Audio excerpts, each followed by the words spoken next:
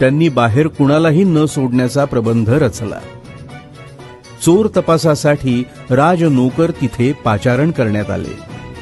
तोपर्यंत अनेक भक्तांनी वृद्ध भीमाबाईची एवढी वाकपूजा केली की तिला कळून चुकले की आपण ह्या साक्षात दत्तगुरूंसारख्या पूज्य समर्थ महापुरुषांची निंदा करीत आलो आहोत.